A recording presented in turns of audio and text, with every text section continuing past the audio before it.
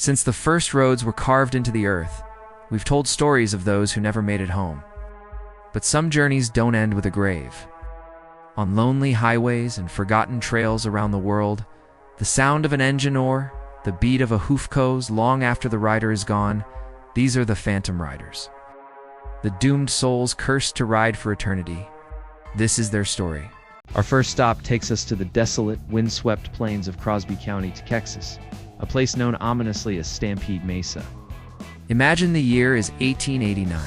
The great cattle drives are a way of life. And the vast open range is a place of both incredible opportunity and immense danger. It was here, in the crisp autumn air, that this particular stretch of land became the stage for an act of pure, calculated evil. The story revolves around a trail boss, a man named Sawyer. Now, Sawyer wasn't your typical rugged cowboy. He was known far and wide for his cruelty, a man with a heart as hard and unforgiving as the Texan landscape itself. On one of his long cattle drives, Sawyer discovered something that sent him into a rage. A new homestead had been built directly on his preferred cattle route. A family, likely seeking a quiet life and a piece of the American dream, had settled right in his path. To Sawyer, this wasn't just an inconvenience, it was an insult. Instead of simply going around, he hatched a monstrous, unthinkable plan. He decided to erase the homestead from the face of the earth.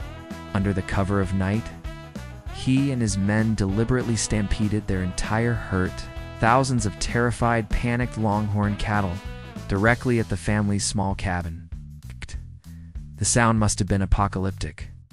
The thunder of thousands of hooves, the crazed bellowing of the animals, all culminating in a chaotic, destructive wave. The cabin and the family inside stood no chance. They were obliterated, literally wiped from existence by the unstoppable force of the stampede. The destruction was so immense that most of the cattle, and even many of Sawyer's own men, were killed in the horrifying wreckage. It was a massacre born of pure malice. But the story doesn't end there. In the world of folklore, such profound acts of evil often leave a scar, not just on the land, but on time itself. Sawyer may have thought he got away with his crime, but it seems a different kind of justice was waiting. The area became cursed. Almost immediately, stories began to surface. Travelers crossing the Mesa, especially on still dark nights, reported hearing the unearthly sounds of that phantom stampede. They would hear the ghostly bawl of cattle in distress, the desperate screams of men caught in the chaos and the thunderous drumming, of hooves that seemed to shake the very ground beneath their feet, even when nothing was there. The echoes of Sawyer's cruelty were forever imprinted on Stampede Mesa. For decades, this was a chilling local legend, a ghost story whispered around campfires in West Texas. But a tale this powerful couldn't be contained forever. It was destined to ride into the global consciousness, and it did so on the wings of a song. In 1948, songwriter and park ranger named Stan Jones was working in Death Valley when he heard the tale from an old Texas cattleman. The story of the ghostly stampede captured his imagination. Suddenly, the cursed Cowboys of Stampede Mesa weren't just a local Texas spook story. They became the Ghost Riders, their faces gaunt, their eyes blurred, their shirts all soaked with sweat. They were forever chasing the devil's herd across the endless cloudy skies, a red-eyed, steel-hooved nightmare. The song was a massive hit, recorded by everyone from Vaughn Monroe and Johnny Cash to the Outlaws, and even Johnny Depp's band. Through this one incredible song, the tragic, terrifying legend of a cruel trail boss and a murdered family in a remote corner of Texas became immortalized, ensuring that the thunder of that phantom stampede would be heard in one form or another all around the world. So next time you hear that classic cowboy tune, remember the dark and tragic history that inspired it. The ghosts of Stampede Mesa are still out there. A grim reminder that some actions are so evil, their echoes never truly fade away. Let's journey away from the dusty trails of the Old West and speed down a modern highway, just south of Johannesburg in South Africa. Here, the local phantom isn't some spectral cowboy on a ghostly steed. No, this one is much faster, much louder, and far more modern. This is the legend of the Headless biker of Deur. Our story begins, as many tragic tales do, with a forbidden love. It was a classic case of star-crossed lovers. a young, passionate biker had fallen for a local farmer's daughter. Their romance was a secret, a thrilling and dangerous game played under the cover of darkness. They had a special signal. When the coast was clear, the daughter would stand at her bedroom window and flash the lights 3 times. Oh. This was his cue to race down the lonely country road to meet her. For a while, their secret rendezvous worked. They would meet in the dead of night, their love story unfolding under the vast African sky. But secrets like this have a way of coming out, and when they do, the consequences can be devastating. The girl's father, a man known for his stern and unyielding nature, eventually discovered their affair. Consumed by a cold, calculating rage, he decided their romance had to end, and he would be the one to end it permanently. The father's plan was as simple as it was brutal. He waited for a dark, moonless night, the kind of night where shadows stretch and play tricks on your eyes. He walked out to the quiet road where the biker would soon be speeding, and he strung a single taut wire across it, right at neck height. It was a nearly invisible trap, a deadly snare waiting for its unsuspecting victim. That night, the farmer's daughter, unaware of her father's horrifying plan, stood at her window. She flicked her lights on and off, 1, 2, 3 times.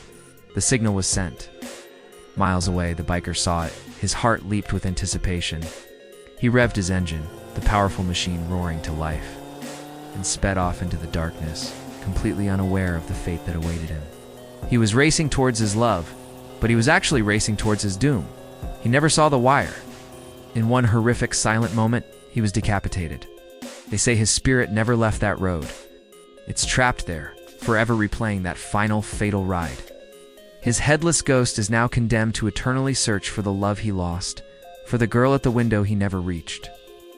The legend has grown over the years, whispered from one generation to the next, becoming a chilling piece of local folklore. The stretch of road, Boundary Road, is now infamous. A place where the veil between our world and the next feels terrifyingly thin. Locals and thrill seekers share stories of their own encounters. They speak of a palpable cold spot on the road, even on the warmest nights. Some have reported hearing the phantom roar of a motorcycle engine that seems to come from nowhere and then vanishes just as quickly. Others claim to have seen a single ghostly headlight cutting through the darkness, moving at impossible speeds, with no rider, no bike, just the light itself. A lonely beacon in the void. This brings us to the most terrifying part of the legend, the part that dares you to interact with the ghost. The story goes that if you find yourself on Boundary Road on a moonless night, and you're feeling particularly brave or, perhaps incredibly foolish, you can summon him. All you have to do is stop your car, face the darkness, and flash your headlights 3 times. 1, 2, 3. Just like his lost love used to do. If the legend is true, he will answer. You'll first hear a faint, distant rumble, a sound that grows steadily louder, closer. It's the distinct growl of a powerful motorcycle engine revving from the darkness. Then you'll see it. A single, bright headlight will appear in the distance, speeding directly towards you. But as it gets closer, your blood will run cold. There's no one on the bike. It's a riderless phantom, the headless biker of Deur. Answering the signal, still searching, still hoping to find the girl with the flashing lights. This isn't just a ghost story about a random haunting. It's a story of a romance brutally severed, a love that was so strong not even death could extinguish it. It's a reminder that some passions burn so brightly, they leave an echo, a spectral imprint on the world long after they're gone. So, if you ever find yourself driving south of Johannesburg, be careful which roads you travel at night. And whatever you do, think twice before you flash your lights 3 times. You might just get a response you weren't prepared for. For our final ride, we're venturing into the ancient, mist-shrouded landscapes of Wales, to a place whispered about in hushed tones. Stretch of road known simply as Murder Road. This isn't just any ghost story. Here, the legend of the Phantom Rider is woven into the very fabric of the land, steeped in older, deeper magic that predates many of the tales we know. It's a story that blurs the lines between a ghost, a demon, and something else entirely. The legend is inextricably tied to 2 things: a brutal, unsolved murder that stained the history of this path, and the eerie, powerful traditions of Nos Caelan Gaeaf. For those unfamiliar, Nos Caelan Gaeaf is the Welsh Halloween. A night when the veil between our world and the other world is at its absolute thinnest.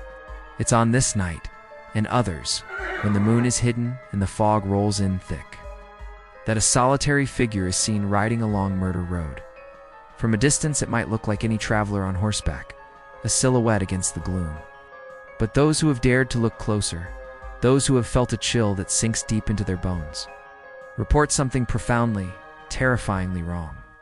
They say if you listen, you won't hear the familiar rhythmic clip-clop of a horse's hooves on the tarmac. Instead, you'll hear a sound that doesn't belong: heavy, scraping, and unsettling gait. And if you see him, if you're unfortunate enough to catch a glimpse of his steed's feet in the moonlight, you'll understand why. The hooves, they are not the hooves of a horse. They are cloven, split down the middle, like those of a goat, or perhaps, as the most terrified witnesses claim, like the hooves of a demon. This single detail transforms the story from a simple haunting into a chilling enigma. Who is this rider? The question has haunted locals for generations, and there are no easy answers. Some believe he is the restless spirit of the man murdered on this very road, forever bound to the place of his violent end, his form twisted by rage and a thirst for vengeance. This version of the tale paints him as a tragic figure, a ghost seeking a justice that was never granted in life. He rides not to harm, but to remind the world of a crime that has gone unpunished, his presence a perpetual accusation hanging in the cold Welsh air. But there's another, more sinister interpretation, one that connects him to the ancient folklore of the land. According to these whispers, the rider's appearance is often preceded by a strange, flickering light that dances over the bogs and moors flanking the road. This isn't a friendly glow. This is a corpse candle, or a will-o'-the-wisp, a malevolent fairy light known in Welsh lore to lead unsuspecting travelers off the safe path, into their doom in the treacherous marshes. This suggests the rider isn't a victim, but a predator. Is he an agent of the fair folk, the tile with Teg, sent to lure humans into their realm? Or is he something far older, a creature from Celtic mythology, a primal entity that can only bleed into our world on the thinnest nights of the year, like Nos Caelan Geef?